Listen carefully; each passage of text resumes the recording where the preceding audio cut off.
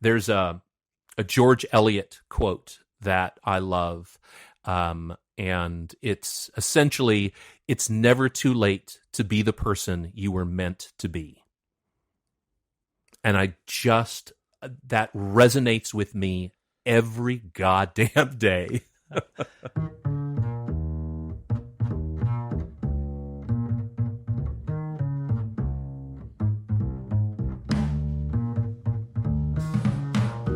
What happens after the credits roll?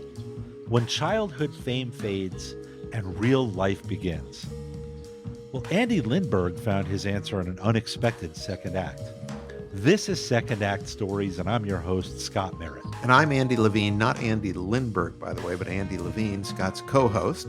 Let's dig right in. You mentioned childhood fame. Why would our listeners know this name, Andy Lindberg?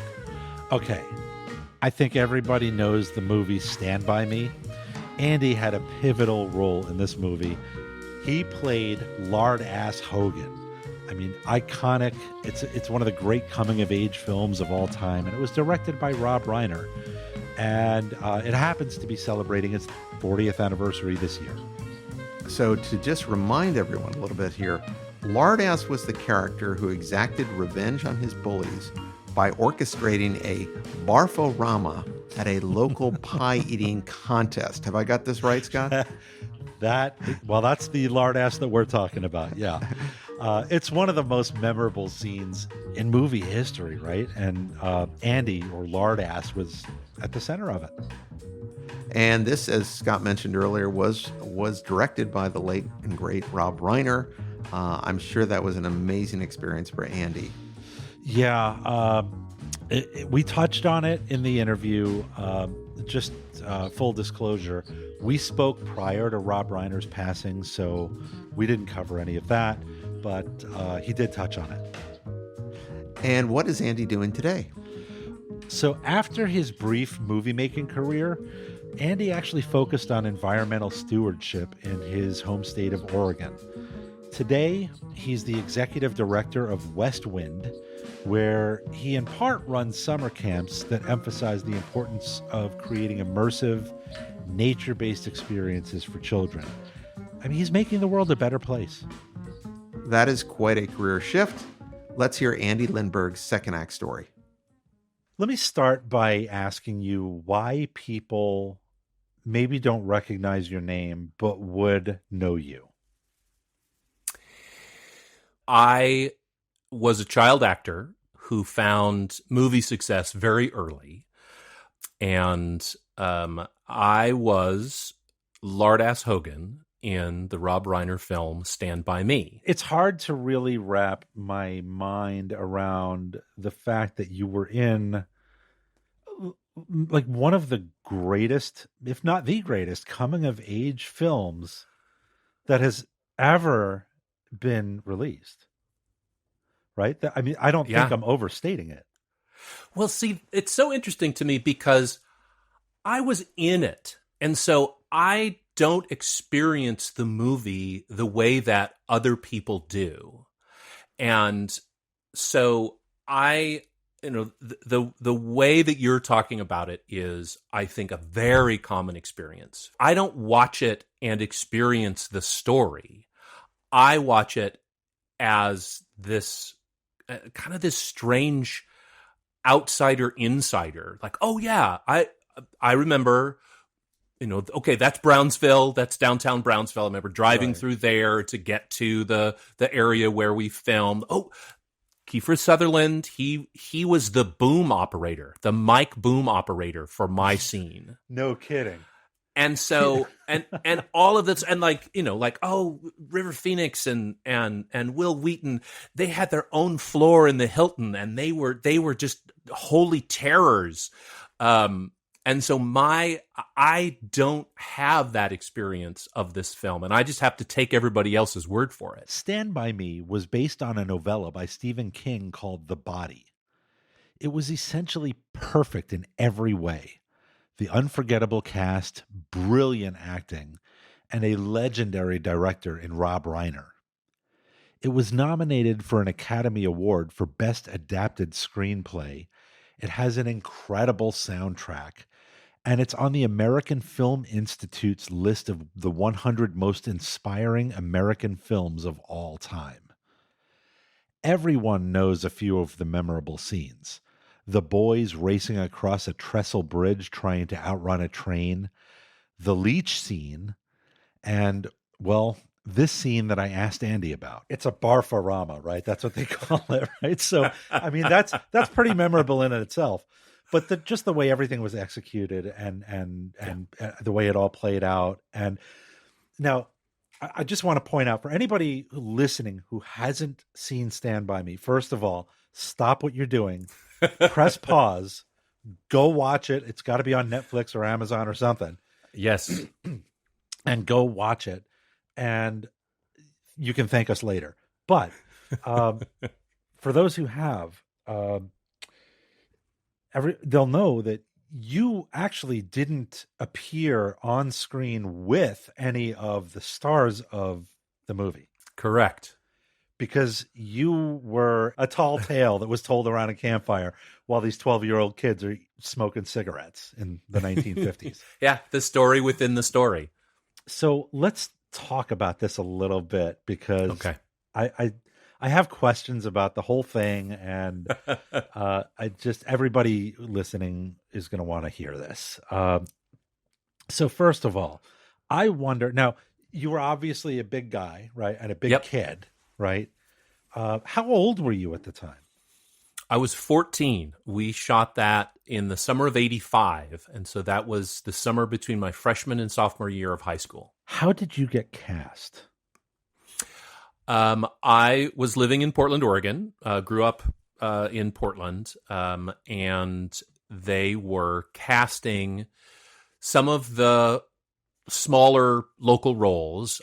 I was involved in community theater, took theater classes starting in the 5th grade.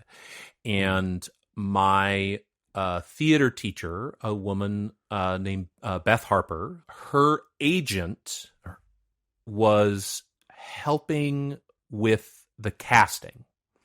And knowing that they were looking for young people, she reached out to Beth and said, "Hey, if you've got, they're looking for boys 12 to 16 for different roles." And so me and a couple of guys about the same age, we went to this casting agent's place. I had 2 more auditions. And at that point, I had found out that it was going to be based on the body. But I didn't know what role they were casting for. But I was reading the book.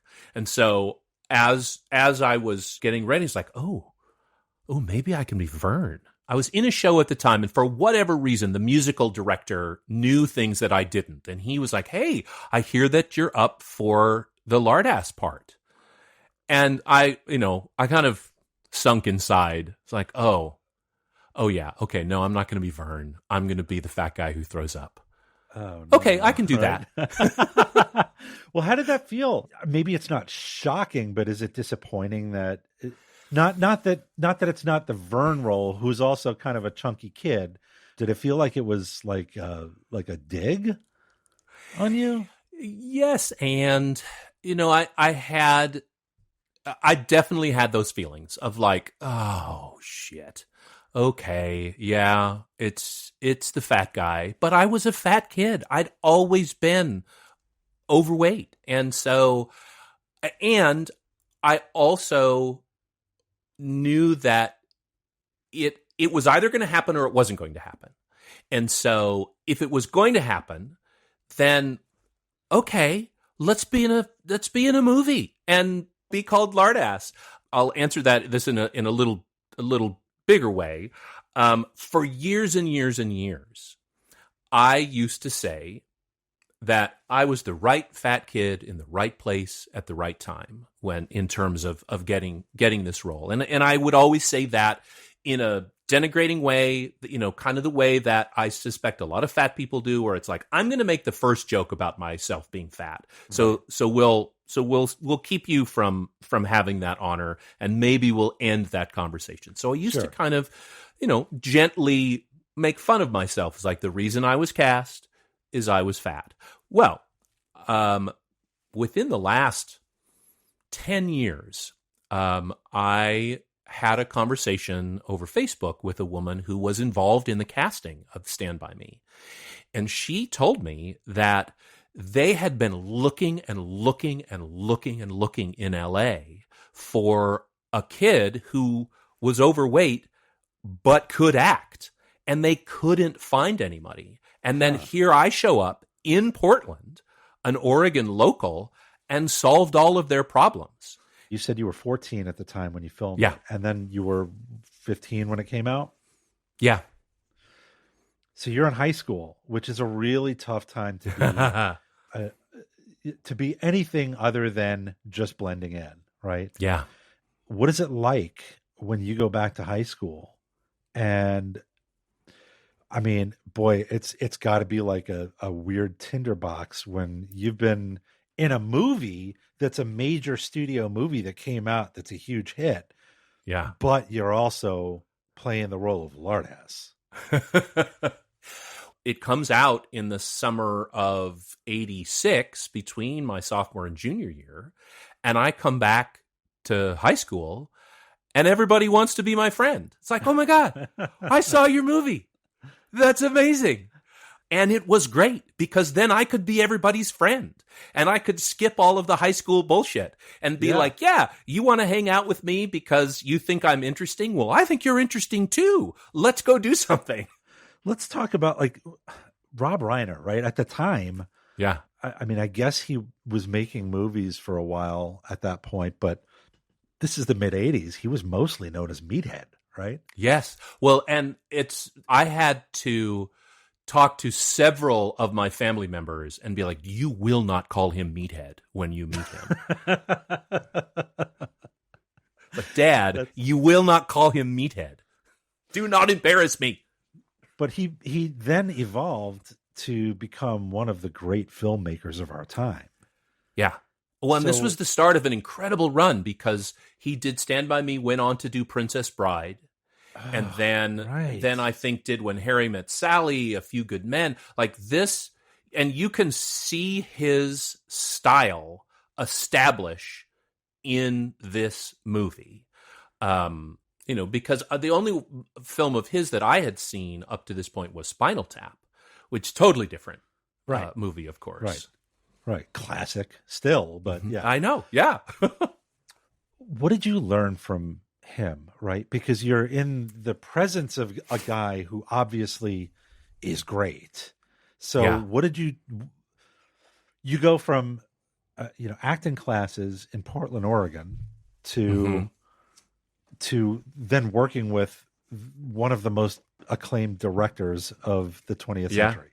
Everybody was staying in the Hilton Hotel in downtown Eugene, Oregon. And so my mom was like, yeah, you should, ask him out to dinner and chat with him. I'm like, oh, Mom, I'm 14 and he's Meathead. I have no idea what I'm going to talk to him about. So I wish that I had gotten up the courage to do that. What I remember of him was that he was so schlubby. He was in like a baggy t-shirt and sweatpants and big athletic shoes, I think every day that we shot. And, just kind of galumphed around, but was very much in charge. Yeah. And I appreciated that.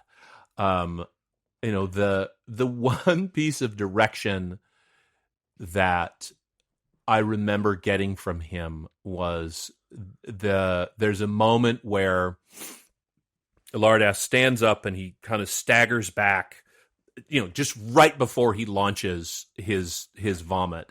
Yeah. And I had done it whatever way came naturally. And he was like, come here. Do you know who Jackie Gleason is? I was like, oh yeah, totally know who Jackie Gleason is. Well, do it. Pretend you're Jackie Gleason and use your body like you're Jackie Gleason. And I was so proud of myself that I was like, yes, I know who Jackie Gleason is, and I know exactly what it is that you're wanting me to do. And that's what's on screen. I presume I gave him what he wanted because the shot's in there. But I just remember I do know who Jackie Gleason is, Rob Reiner, and I will endeavor to give you my best Jackie Gleason. That's excellent.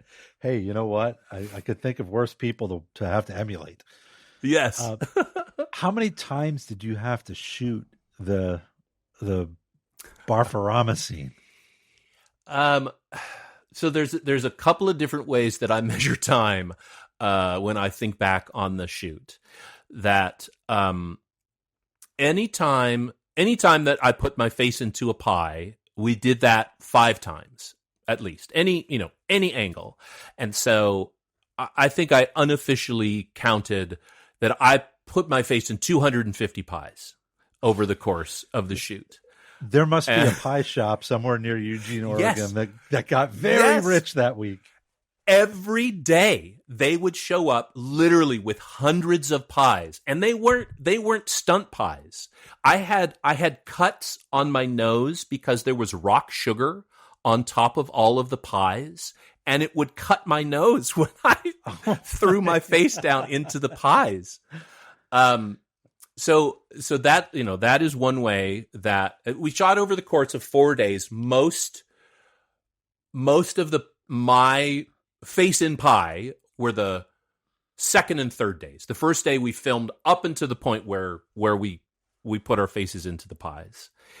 And then for 2 days it was just pie after pie after pie after pie. And then most of the last day was other people vomiting, the other guys in line, and then the people in the audience.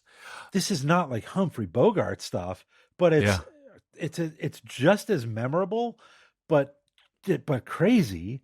And it ends with everybody in the whole scene covered in vomit, and you looking like the most satisfied person on earth because you created that. Right? Yeah. And I have one line. I say done. But the whole scene is about Lard Ass. And being at the center of that was terrifying and thrilling at the same time. Yeah. All right. So can you eat pie anymore? I was always a cake guy. And to this day, there is an expression of blueberry pie, and it's probably most blueberry pies, that actually triggers my gag reflex. Wow. And so, sometimes it's a pie, sometimes it's a crumble or something like that. I'll be like, oh, I'm sorry, I can't eat this. I will throw up. So do you still perform local, community theater, things like that? I have. In 2007, I moved to New York to be a stage actor, and was in New York for about 10 years, and worked regionally, ended up in a production of Mamma Mia on a cruise ship in the Mediterranean. Oh, wow. And then after that, came back to Oregon again, because I kind of reached that point where it's like, I don't think this is, I don't think this is something that I can do for the rest of my life.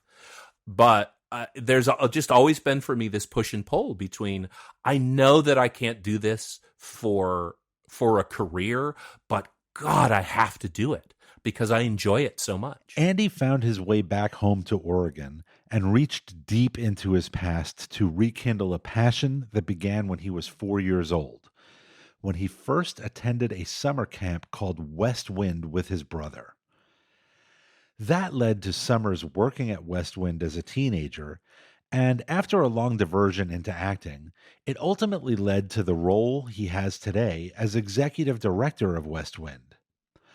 I asked him to share more about how his current career feeds his soul. what I enjoy is that when you're running a summer camp, you're the parallels to a theater production or a film are remarkable because you are creating a world that is temporary. In the West Coast model for summer camps usually is only a week long. It's not like the sort of boarding school model of the East Coast. So every Sunday it resets. It's just like doing a show. And so that has always felt really comfortable to me. And creating the script of a week of camp about, what happens on the first day? How do we welcome people? What are the traditions that we build? And what's the arc of somebody's experience at a camp so that just like a story arc in a play or in a movie, so that they're discovering new things and there's a grand finale at the end. So that all worked for me. What does West Wind do that's different than maybe any other camp? Is there anything specific about is it called a curriculum? I mean, is it? Yeah, the pedagogy, the curriculum. I think what West Wind does is that it's not about stuff. It's not about, there's a lot of amazing summer camps that you can go to, and their thing is they've got, they're on a lake and they've got one of those, things where, you slide down into the lake and rocket up into the air and land in the water. Or there are other summer camps that, they have a high ropes course and you're in a harness and you're up in the trees. Because of how beautiful West Wind is and the way that it can connect you to natural systems, it's about being present in a beautiful natural place and then creating a community that is about experiencing that together and kind of finding how connecting to an uncomplicated natural experience can kind of center people. Yeah. And some of that is kind of being borne out in the research about, forest bathing and things where it's like, yeah, just walking through the woods is good for us.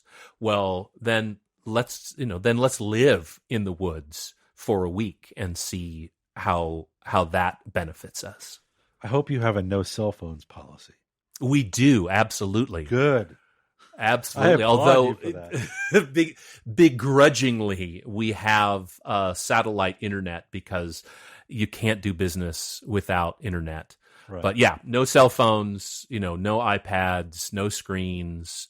And the staff are all have to be, not secretive, but like, we're not on our devices other than in the backstage areas, if you will. Right. How tough is that on staff aside? How tough is that on kids that are digital natives and have always been connected? They've always had the electronic tether to everything in the outside world, and then suddenly they're brought to maybe the most beautiful place, but they can't even appreciate it because they're getting the bends from. It is harder and harder, and there are some kids that don't come to camp because they can't give up their phones. Like, what? I can't have my phone? Then I'm not going.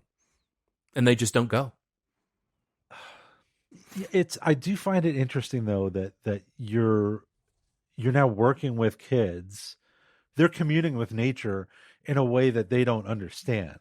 Yeah. And probably won't really appreciate until they're older. So how do you reconcile that? Well, that's one of the pressures of camp is that rightly camp has been sold as this life-changing thing. But what often doesn't get shared about that is you don't realize it changed your life until later in your life. There's not a lot of kids that get home from a week of camp and they're like, I'm forever changed. And so it really is about just letting kids be. I feel like the summer camp experience, maybe even for our generation, certainly for, if you go back, to summer camp in the 70s, 60s, 50s, summer camp was about expanding the world of campers, like learning new arts and crafts. Ooh, leather work, and we're gonna make sand candles, and we're gonna do all these things. I feel like the job of camps now, at least the version of camps that I have fallen in love with and that I've been involved with, what we do now is we simplify a life for a child rather than having the whole sadness of the world at their fingertips because of the internet. When you come to camp, it's about being present in that place at that time, which we don't do a lot of anymore in our life. And so just the act of getting to our camp, you have to leave all of that other bullshit behind and be present in that place, in that moment. And that's a gift, I really think. It really is kind of a singular experience that you're providing for kids that have no other way to get this kind of experience. Yeah. And the challenge, we've actually moved to a lottery for our camp spots, because we would open our registration at 9 a.m. November 1st, and by 9:20 we would have filled almost all of our spots. Wow. And some of it is that we can only have about 125 people a week because we're a small facility.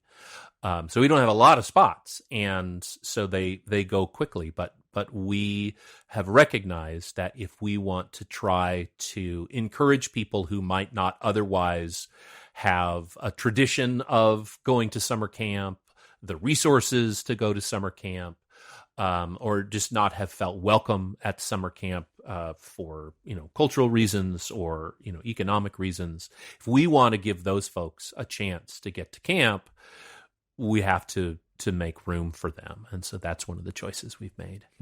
We have a two-part mission. It's to preserve the site in perpetuity, so to take care of the place. It is a remarkable natural area within a remarkable natural area. And then the second part of our mission is to bring people to West Wind. And I think what's been on my mind recently, of course, is money and the challenges that we're having right now, in terms of where as a nation we want our money to go, and the things that we want to prioritize collectively. It's created some challenges because the Oregon Food Bank has had huge losses to its funding. Is West Wind more important than people getting food? No, it's incredibly important. What the experiences that we create, that we facilitate, are incredibly important. Right. There's huge cuts to Veterans Affairs, huge cuts to lots of things that are just causing chaos in the nonprofit sector. And we're, in Maslow's hierarchy of needs, West Wind is, a couple layers up. So, struggling with that right now. How do we keep that as something that's worth supporting and worth doing? Tell me what your life in acting, whether it's, movie acting or stage acting, how did that prepare you for what would ultimately become the life that you're living right now, which is helping kids have this incredible experience where they get to experience something that they don't otherwise get? Mm-hmm. there are a lot of parallels between the curated experiences in our lives, whether that's, summer camp or, even like going camping. When you go to a campground, it's all been organized for you, and, they've built a table for you to go to. I think one of the things that I learned in acting or found in acting or was reinforced by acting and theater is that you can create a story with a beginning, a middle, and an end that can be applied to an experience. What advice would you give to somebody who's considering embarking on a second act career? Maybe just can't figure out where the rudder is. Mm-hmm. Life is long, and you can change course entirely. 8 years ago, I would never have thought this is where I was going to end up. Take it step by step, and it's okay if you end up different. There's a George Eliot quote that I love, and it's essentially, it's never too late to be the person you were meant to be. And that resonates with me every goddamn day.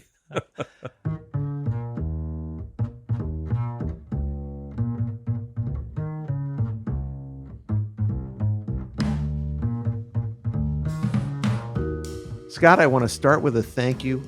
Thank you for reintroducing me to Stand By Me, and in particular, Lard Ass Hogan and the barf-o-rama, the pie eating contest. Just one of the funniest scenes in the history of cinema. It's hard to it's amazing, funny scene. Yeah, if you haven't seen it, well, first of all, where have you been? But second, it's hard to really explain. You just sort of have to see it, and it fits so well within the context of the movie, and it's just so well done. It's just such a great, it's just classic. It's classic. This is an interesting one because I almost feel like his appearing as Lard Ass Hogan in this amazing film, Stand By Me, was almost like a detour in his life. I knew he really focused on stage acting growing up and did a lot of that in following Stand By Me, correct? Yeah, I think, he hasn't had that many movie roles, right? The bulk of the acting that he's done has been on stage. It's where he started. It's where he cut his teeth. And then they just happened to be filming this movie in Oregon, and they were looking for local talent for roles. And, he showed up, and next thing you know, he's in this iconic scene. And it gets released. It's historic, but he just kind of went back to stage acting. The other thing here is he went back to something he loved in childhood, and that's what he's currently doing now. He was a kid at West Wind at the summer camps, and now he is basically running them, correct? Yeah. It's as the executive director. That's right. It's a little bit of a boomerang, but yeah, he was familiar as a kid, and I guess it left a real lasting impact on him, and lasting impact enough that he went back and made it his life, and he runs this organization with his full heart. It's really something inspiring to see. I guess the other thing just to say is you said this was like one of the nicest guys you've ever interviewed. Oh my God, yeah. It took a long time for this interview to come together, but once it did, it was like getting together with an old friend, right? He's just such a warm, welcoming guy, and so authentic. And yeah, it was really a pleasure getting to meet and getting to know Andy Lindberg. This is probably a good time to let everyone know how they can learn more about Andy and in particular his work with West Wind. Yeah, sure. Easy enough. Just visit their website at westwind.org. That's westwind with a D.org. And you can see what they're doing, what they're working on, and how you can support the good work that they're doing. And go watch Stand By Me again. It's such a good movie. 40 years old at this point, too, yes? Yeah, that actually, as of, I believe, as of March or April, it's 40 years old. Oh, definitely worth it. I'm going to go back and watch the entire movie, not just the barf-o-rama. Probably good advice. Well, listen, if you love what we're doing, please subscribe on your favorite podcast app. Share this episode with your friends. Rate us. Leave us a review. All of it helps. Any bit of it helps, and it all helps. We hope you will keep listening. There are more second act stories just around the corner.